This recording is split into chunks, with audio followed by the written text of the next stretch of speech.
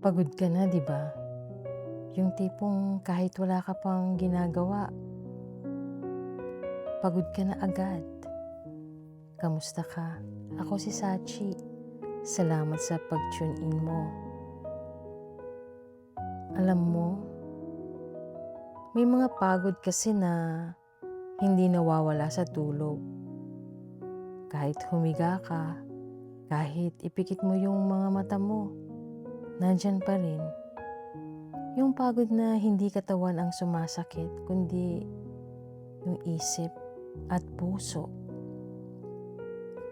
Pagod ka ng mag-isip, pagod ka ng umintindi, pagod ka ng magpanggap na okay ka lang. Pero tuloy ka pa rin, kikising ka pa rin, ngumingiti ka pa rin, ginagawa mo pa rin yung dapat mong gawin. Hindi dahil okay ka, kundi dahil kailangan.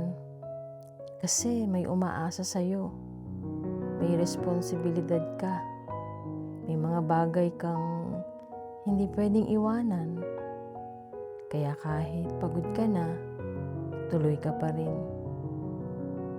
Pero alam mo kung ano yung hindi sinasabi ng iba, na kahit gaano kakalakas, napapagod ka rin. At hindi mo kailangang itago yun. Hindi mo kailangang ipilit na okay ka kung hindi ka naman talaga okay. Minsan, ang kailangan mo lang ay pahinga.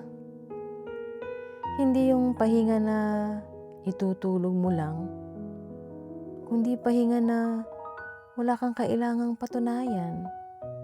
Wala kang kailangang ipakitang lakas. Pwede kang tumigil saglit. Pwede kang huminga. Hindi ka mahuhuli, hindi ka mawawala. Tao ka lang. At kung ngayon pakiramdam mo pagod na pagod ka na, gusto kong malaman mo to. Hindi ka nag-iisa. Maraming katulad mo, tahimik lang, lumalaban.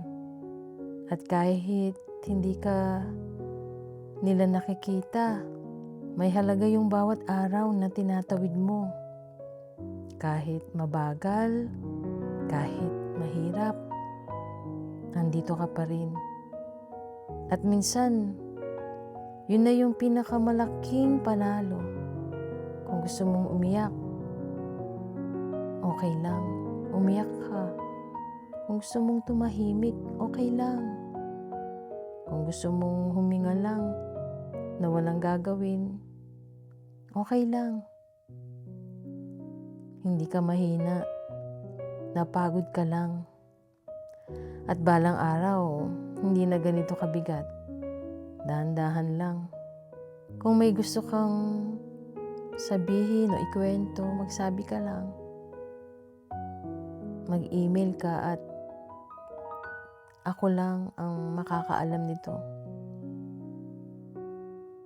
Diyan ka lang ha. Stay ka lang. Babalik ako.